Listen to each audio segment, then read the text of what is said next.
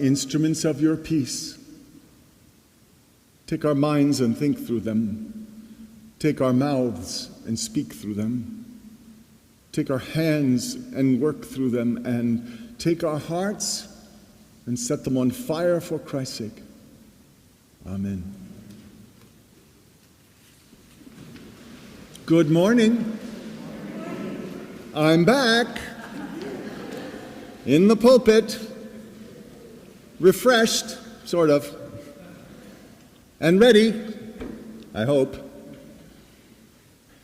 Well, one of my Camino goals last month was to disconnect, to use my days of walking to clear my mind of the world's craziness and our nation's dysfunction and tune into the spiritual truths and healing that the natural world might offer. The ocean breezes and the sounds of chirping birds and gurgling streams were ubiquitous tonics for my weary mind, just as the wine and the cuisine were tonics for my weary body. I even had a few insights along the way. I was only minimally successful at totally disconnecting from the world's traumas, which have only increased, as you may know this morning. These electronic prison guards that we call smartphones kept luring me back into the wider world despite my turning off all notifications on my apps. But I was nevertheless grateful for having large chunks of my days free from the siren call of the cell phone and the message dings. Despite a few blisters and Frank's run-in with a bathroom floor, much of my time away was very healing. The Bible is full of healing stories. Most people interpret them as proofs about certain theological or historical truths about Jesus or Elijah or whichever biblical figure's holiness is being touted. But healing narratives are much more than that. For example, this morning's gospel telling of Jesus' healing the man possessed by demons wasn't just him showing off to a new audience his divine skills. The narrative actually richly functions as a parable about leadership. In fact, today's gospel and Paul's epistle to the Galatians inform and model for us qualities and purpose of good leadership. As Christians, we're called to be followers of Jesus, which means we see him as our ultimate leader. But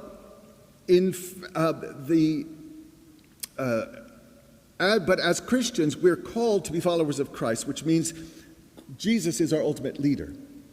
And Christ's purpose in the Gospels is actually to instruct us how we might imitate his leadership. And I believe that the primary job of any good leader is to form future leaders. If we're more concerned with consolidating our own power than with empowering others, if we're more obsessed with cultivating yes men and not independent thinkers, then we are failing. Not merely our society, but God.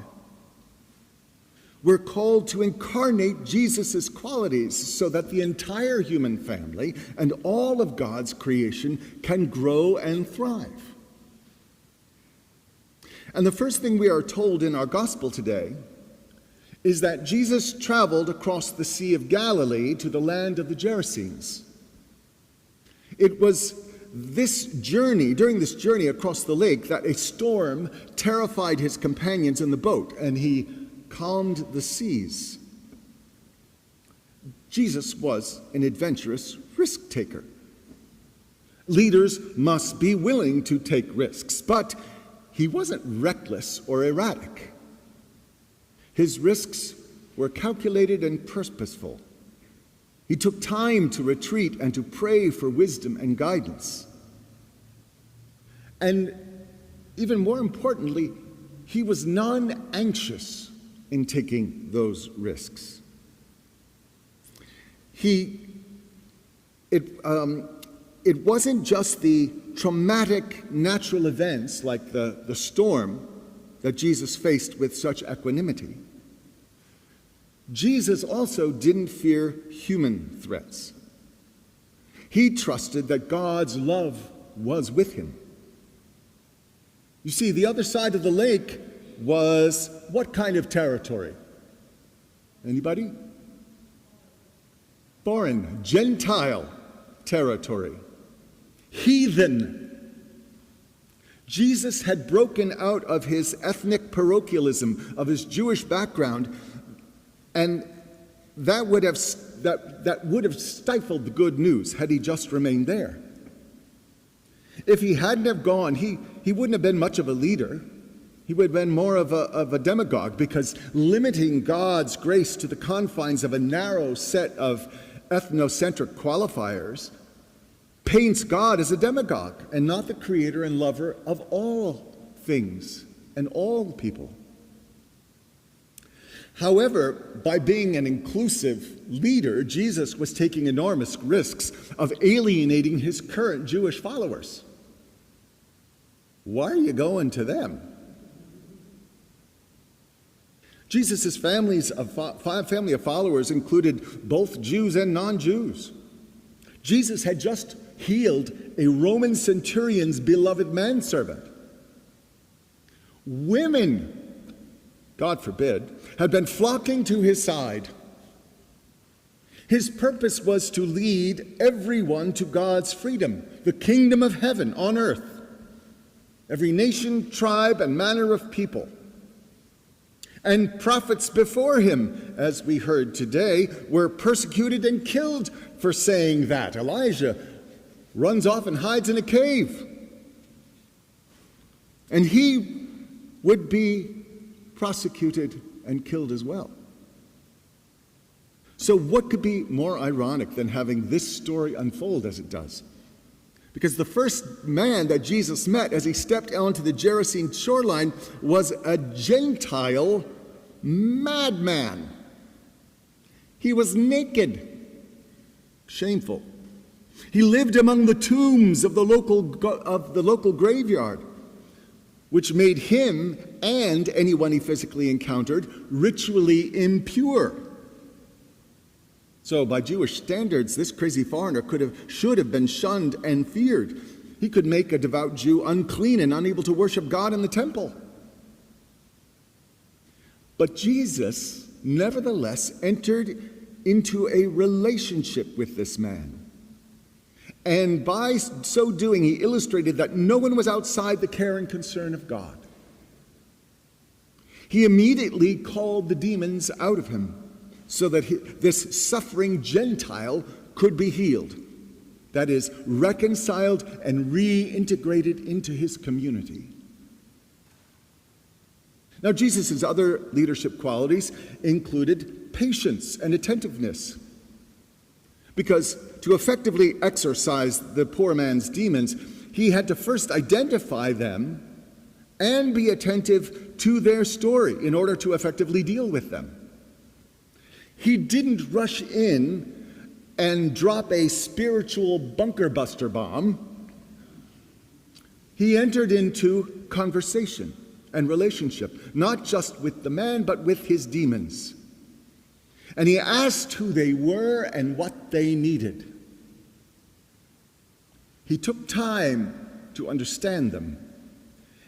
And he then disarmed them and got them to redirect their energy so that they would voluntarily leave. And with that, their power and domination self-destructed. But this story is not just about spiritual domination and spiritual leadership, because Luke was also using this story as a subversive metaphor for what was ailing all the people of the region. What were their demons' name? Legion, right, which was a clever symbol. What legion was possessing all of the people of Israel and its neighbors? Yes, the Roman legion, that legion of soldiers. Those demons were many. Yes, the Roman legion. They had robbed the peoples they conquered of the freedom and the dignity and their livelihoods. Jesus wasn't just proving his divinity by casting out one man's demons. He was instructing the disciples and all the people how to be effective leaders in dealing with their Roman overlords. The demons who had possessed their land and dominated their culture. And then learn how to shame them with their own humanity. Heal them with their faith in the God who created them as well. And the name legion, however, can also be translated with the word mob, as it is in the more contemporary translation of the Bible called the Message. You see, while the Romans may have often behaved as mob enforcers, we all know that all cultures and peoples are vulnerable to mob mentalities, no matter where they find themselves on the political spectrum. The mob inevitably uses power and violence to dominate or terrify or enslave or destroy. Right? Lynch mobs, the January 6th rioters, anarchist provocateurs who seek to usurp peaceful protests. The Romans conquered, enslaved, and destroyed any community that questioned or resisted their power and authority. And our current-day mobs also seek to squelch or destroy those who threaten their identity and their values. Our current culture wars are a perfect example of mob mentalities that are so terrified of difference, of alternative belief systems, ways of living and loving, that they would sooner destroy our national institutions than listen to or cohabitate with uncomfortable truths. Legions are manifesting themselves in populist, nationalist, and fascist movements around the world. They are why journalists and public servants are increasingly threatened with violence, not only by state actors, but by provocateurs at political rallies. You know that 2024 was the deadliest year for journalists, according to the Committee to Protect Journalists. And only 15% of those criminal cases were ever brought to account. At its heart, journalism is about unveiling truths that others wish to remain hidden. And the demons know that, so they provoke and unleash their wrath on those who threaten to shine a light on their darkness. Whether that darkness is in Russia or China or Turkey or Hungary or even here at home. Because again, we have our own demagogues encouraging violence against the quote-unquote enemies of the people, aka journalists, exposing corruption and other unpleasant truths. Now, having identified the demons as legion of forces that had enslaved and squelched this man, Luke also identified the forces of empire and religion that had enslaved the world in which he and Jesus lived. And you know, the demons, they had a good deal up until then. They had made their home in this man in the cemeteries, right? They had made this man their home in him, and the community had become really quite complacent and comfortable with the status quo. And the community had it good because those demons were contained. The townspeople were able to go about their lives and business. The crazy man's demons were so identifiable and distracting that the townspeople didn't have to look at their own demons or their complicity in a system that had cast this child of God on the garbage heap. The demons were part of a dysfunctional system. They didn't want to be sent away. nor did the community desire it. So the demon bargained with Jesus and asked to be allowed to stay and take up residence in the town's pigs, not realizing that that would spell their doom. See, Jesus didn't fight them because creative leaders don't need to resort to violence first. He let the demons enter the pigs, a symbol of all that was unclean to the Jews. And the swine then hurled themselves into the lake and drowned the demons with them. There's a wonderful metaphor for the truth that the forces of death and alienation always, ultimately, self-destruct. They cannot survive because they are not aligned with life. Now, of course, as I inferred, the community was not on board with this, because in the casting out of the demons, Jesus upended the balance in their lives. Not only had the town outcasts suddenly become clean, clothed, sane, and acceptable, but some of the pig farmers had lost their livelihood.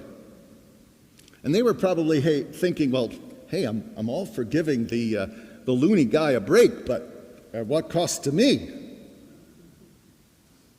And when they saw Jesus' power, and when they saw the crazy man they dismissed and scapegoated sitting before Jesus, whole and healthy, they were afraid.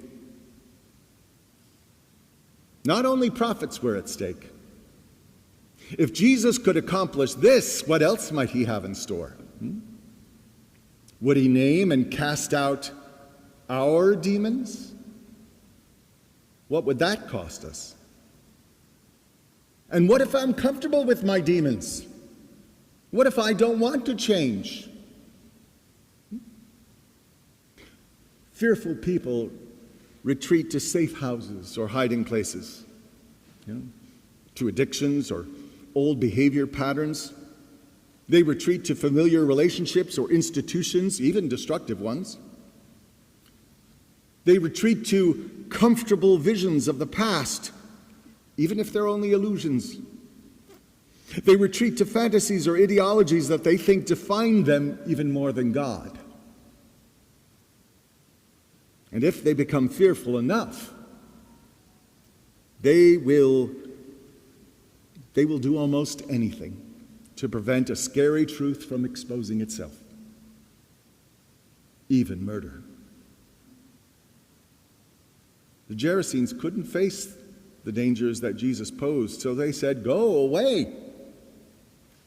And Jesus did, but not before he did one crucial thing. He planted a seed. The man, healed from possession, begged Jesus to take him with him, but Jesus said, "No, stay here. Return to your home and remain a constant witness of what God has done and will continue to do. Be my body and voice, a gentle reminder of all that God can do in the world. The powers and dominion of death do not win. Be a leader. Remain here in relationship." So Jesus empowers other leaders. He doesn't get stuck trying to force people to behave or to believe in a certain way. He invites them to witness who he is and what he can create in and through them. Because if Jesus had just stayed among the naysayer Gerasenes, those forces that wanted to undermine his ministry, they could have won. Because he might not have moved on to serve others who were also imprisoned and longing for his freeing words and touch. Jesus wasn't getting attached to proving himself to the naysayers.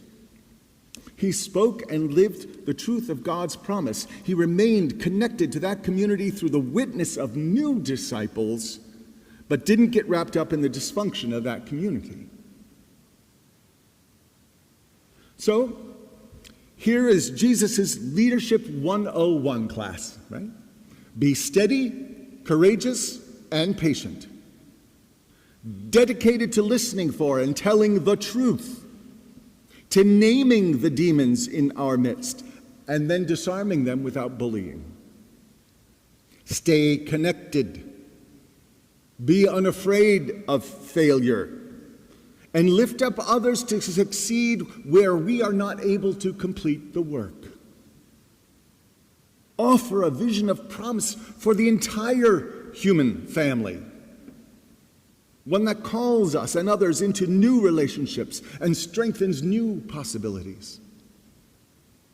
Because finally, as Paul articulates it to the Galatians, strive for freedom and dignity for all God's children, Jew and Gentile, black and white, slave and free, male and female, rich and poor, gay and straight, and remain unafraid of how that might appear to others.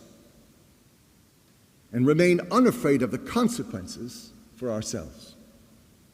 That's our blueprint. That's our purpose. And that is our purpose, our privilege, and our blessing.